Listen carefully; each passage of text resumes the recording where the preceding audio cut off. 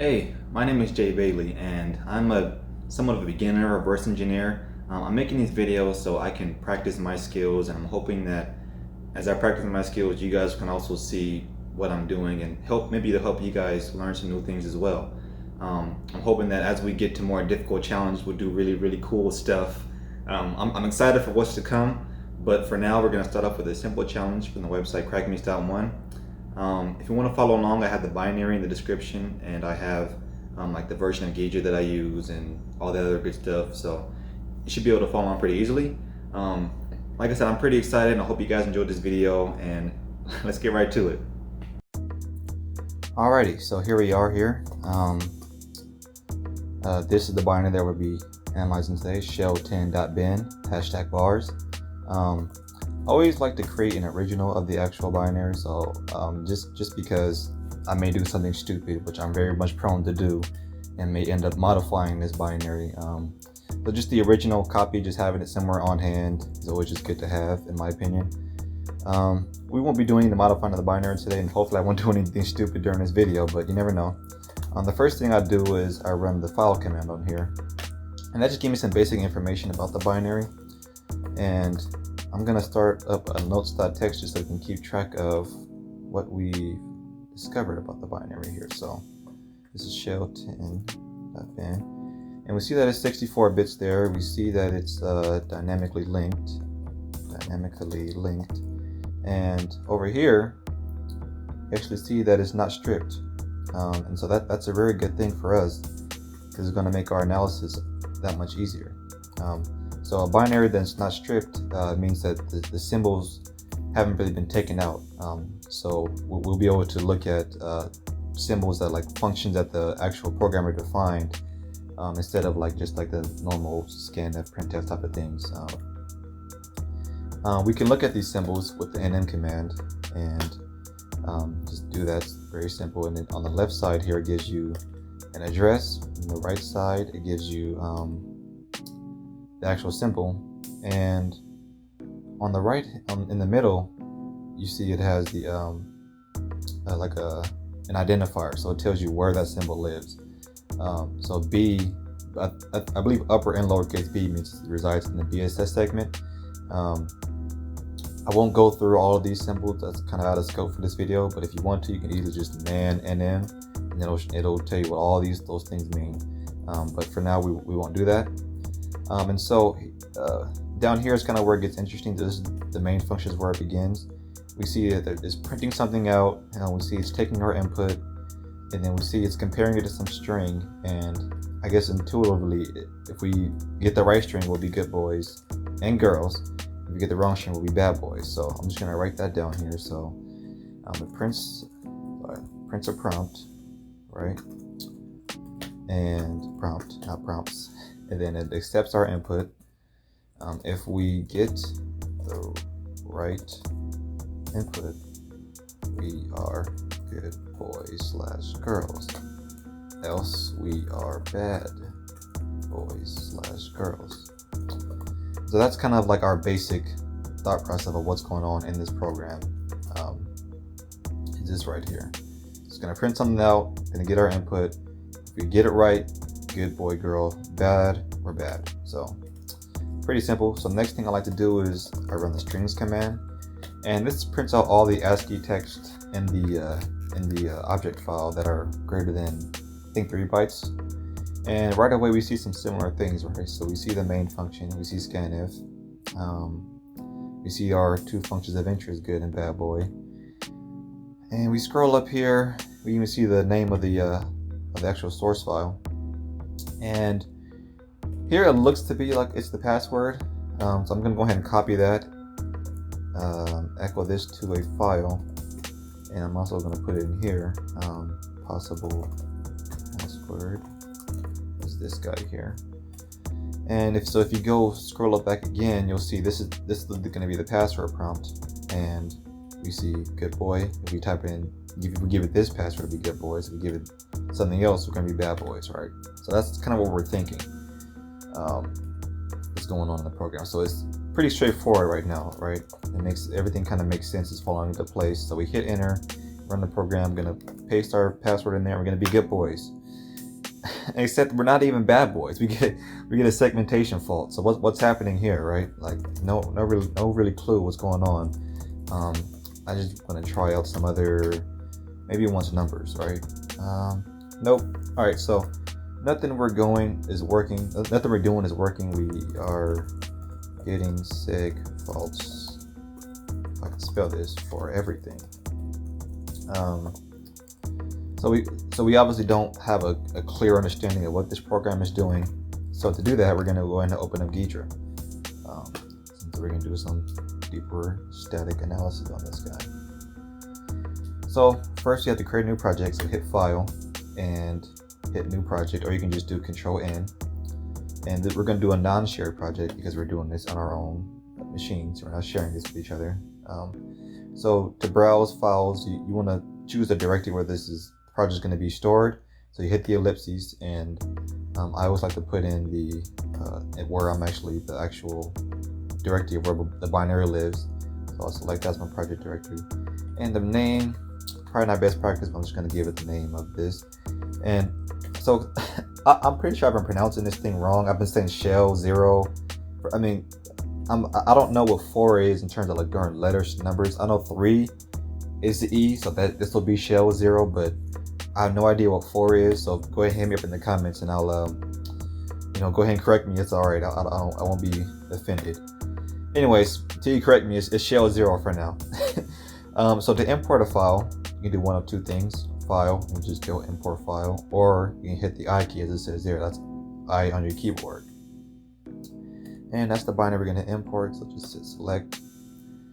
And this kind of gives us like a little overview just to make sure that everything's correct. So we see that it is an L file, as we saw earlier when we ran file. It's x86-64, we saw that earlier. And this is the correct name. So hit OK. And you see it eating it up. And we see a lot more information about the binary. We see the source file. This is good. Go ahead and hit OK. And in order to begin our analysis, drag it to the dragon. Sounds pretty evil and devious. And so it tells you it hasn't been analyzed. Would you like to analyze it? Of course I would. Why wouldn't I? And I have yet to change the default settings on here. I'm sure in the future we will need to do that, but I've yet to do that. So leave everything as a default here. Before I hit analyze, I just want to point out on the bottom right, this is going to be where the the progress bar is going to be. And I'm pointing it out now because it's going to go by relatively quickly, so you may not be able to see it, and I may not have time to actually point it out. So just keep an eye down here. When I hit analyze, you'll see a progress bar that's telling you what it's doing. So I'm going to hit analyze here, and bam, bam, bam, and it's done. So pretty quick. And as I mentioned earlier, the fact that it's not strict, we get actual function names in here, which is really awesome, because if they did strip the binary, bad boy, good boy, main, they'd all look something like this. They'd have the prefix fun, and at the end of it, it'd be the address of where that function lives. But the author was very nice. He didn't strip the binary, so we got actual function names, so we don't have to guess where things are, what things are. We just know what it is because he didn't strip the binary. So thank you, Destructor. I think that's the name of this guy, right? Yep, Destructor. All right, so good boy function, pretty simple, right? It just prints out the string good boy and it exits. Bad boy function, same thing, except it prints out the string bad boy and then exits. So now obviously we want to call this function, so we had to figure out how to do that because we were seg faulting. So let's go ahead into the main function, and then make me scroll down here, jerks. And so this is pretty straightforward. I mean, we see already like the password prompt there, and this is kind of where we initially thought the flag was, right? So it's assigning this this string to this variable here. So to rename variables, you can do it one of two ways. You can right click on the variable, and you can go to edit label, or you can just hit L on your keyboard. So from now on, I'll be hitting L on my keyboard whenever I rename variables. So just keep that in mind. So you do that, and I'm gonna rename this to flag, but well, it's not really the flag though, is it? I mean, it's because it didn't work. So I guess not flag is probably more appropriate for this thing. because, you know, like I said, it didn't work. So these variables here, local 2b, it's not really intuitive. I'm not going to remember what that is. So I'm going to assign all these variables to something different, to something I can remember, or at least I can recognize what it is. So I'm going to rename this guy. I hit L on my keyboard, and it's going to ask you for this prompt. Just hit enter, and I'm going to rename this to exactly what this variable is being stored as. So it's hex 25 is what's assigned to this thing, so that's what I'm renaming it to. This variable here, I'm going to rename it to, you guessed it, is hex 73. And this is where we start to do some pretty interesting things here. So we assigned EAX the value of hex 73. That's what this thing is doing. So go back to our notes here. And so EAX equals 0 hex 73. Sorry, let me not capitalize that. There we go. So that's EAX there. And we see here it gets XOR'd with 3. So now EAX XOR 3 is hex 70. So that's now EAX holds the value of hex 70. Right here, this kind of always used to trip me up. This AL, I never quite understood what it was, but it's actually really simple. It's just the lower 16 bits of the EAX register, and AH is the upper 16 bits of the EAX register. So they're just saying assign the lower 16 bits of the EAX register to local 2A, right? So let's pretty much assign hex 70 to local 2A. So that's what I'm going to do here. I'm going to rename this to is hex 70. And this is just saying this is hex 0, because that's what it is. Okay, so now we're loading some addresses into registers here. So this gets loaded into R8X, so RDX, but we don't quite know what this value is yet. It's just some chunk of memory. And R8X actually gets assigned to hex 25 because it's loading this address and there, so, or this chunk of memory into here. So let's go ahead and do this. Oops, sorry about that. I'm going to say RDX, capitalize this, equals, I'll just say local 28, and R8X equals is hex 25. And then we see that RSI gets assigned to RDX and R8X is assigned to RDI. So let's go ahead and write that in here. RSI equals RDX, RDI equals R8X. Okay. And then finally here they set EAX to 0. Okay. And so all this here is doing, this chunk here, all this is really doing is setting up the call to this scanf function.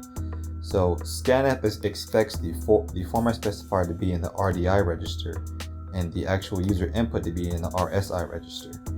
All right, so now that we kind of know what it's doing, we can rename this variable to user input. And this one here, we can rename to format specifier because that's what it's doing there.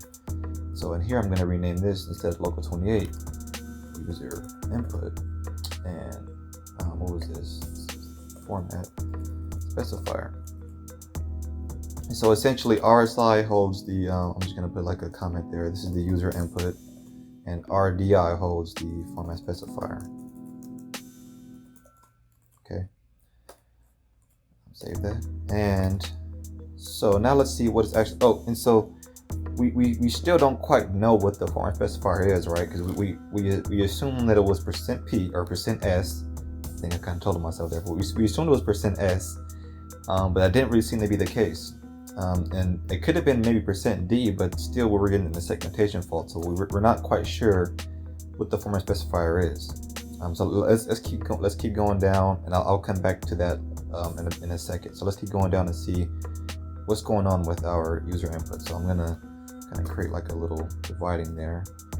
So we see our user input gets assigned to the RAX register. Okay, so equals our user input. And remember, the first thing we put in there was this string here. Oh, here it is. This string here.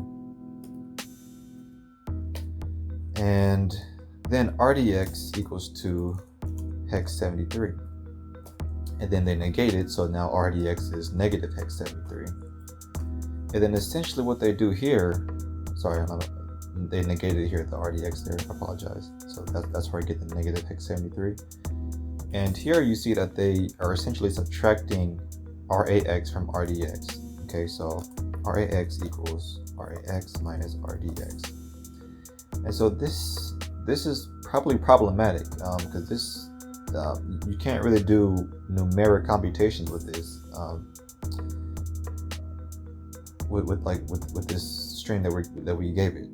So this is already kind of looking problematic. But we entered in numbers and we still didn't quite get what was going on. So we have to kind of continue down and see what it's doing with this with RAX at the end.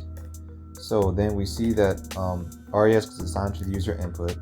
So user input now equals RAX.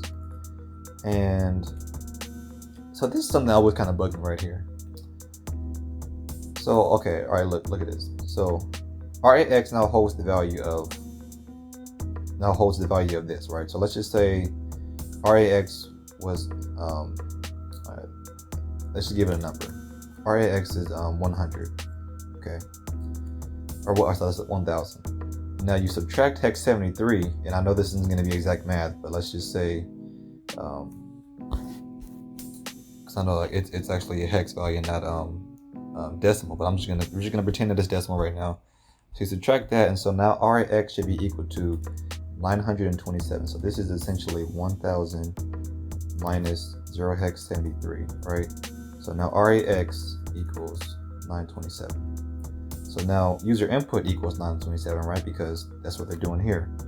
So why do they also come back here and do RAX equals user input, right? I don't quite understand what this is here. I don't understand why they kind of do this reassignment of RAX when it already holds the value that we want. Hope that makes sense. I don't know. It's just something that kind of always bugged me. But anyways, let's keep it moving. Let's keep it moving. I'm just gonna go ahead. Yes, I'll delete that. And so then we get to the issue of the problem. So then they call RAX. So whatever the value is, so say let's just assume this is hex. Okay, I know it's not, but let's just assume it is. So they're essentially going to call hex 927. So that address is not in the range of this function of this executable. So that's why we're sec faulting it. It's illegal to do that. We don't have permission to do that. So the program just dies. It says, hey, you're accessing something that you don't have access to. You're done. Get out of here. So that's our issue here. So now that we kind of know what's going on, I hope it's a little bit simpler to understand what the program wants us to do. So if we were to take this value here, 405F2, which is the value of good boy, because we want to be good boys, right? If we were to take that value, and I'm going to say add hex 73. And the reason I'm going to add it hex 73 is because at the end we're going to have to subtract it, right? So then our input would be 405F2 plus hex 73, and then it'll get subtracted, right? So then when we do this, essentially it'd be 405F2